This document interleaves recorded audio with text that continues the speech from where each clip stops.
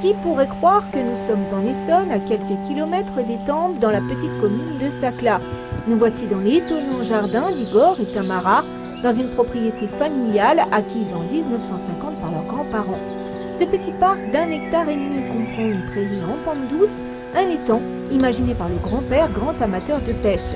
La Juine, s'étirant paisiblement en bordure de ce jardin, vient parfaire cette ode à la nature. C'est vrai qu'on a vécu là pas mal pendant notre enfance, donc nous avons nos racines, mais bon, c'est pas pour nous vanter. Beaucoup de personnes nous disent que c'est un lieu attachant, attirant. D'abord, la configuration, ça descend en pente, et je pense que ça apporte quand même beaucoup au relief de ce jardin. Il n'y a pas de mauvaises herbes, mais des plantes mal plantées. C'est toute la philosophie de ces jardiniers. Voici un jardin naturel. Ici, les graminées ont la part belle pour le bonheur des papillons. J'aime pas les jardins extrêmement léchés, c'est pas dans mes goûts. La deuxième, c'est que c'est quand même grand ici. On est dans une vallée humide où l'herbe pousse très vite, énormément. Et si on avait fait le choix d'un jardin impeccablement entretenu, on ferait que ça.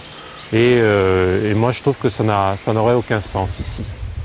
Là, un delphinum, des pivoines, viburnum ou de gigantesques rosiers. Je ne traite jamais les rosiers. Je mets juste l'engrais nécessaire, des engrais naturels, du compost, du fumier à la plantation. Et après, je laisse faire. J'ai planté beaucoup de rosiers lianes que je laisse grimper d'une manière naturelle et sauvage dans les arbres. Je ne les taille pas, ou très peu.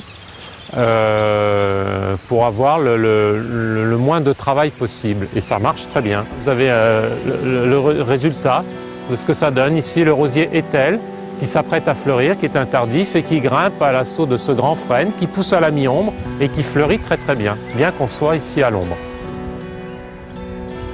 Le jardin d'Igor et Tamara est un savant équilibre entre espace entretenu et espace sauvage, et il nous démontre que l'on peut créer un jardin avec un peu de sens de l'observation et surtout l'envie de ne pas maîtriser à tout prix la nature.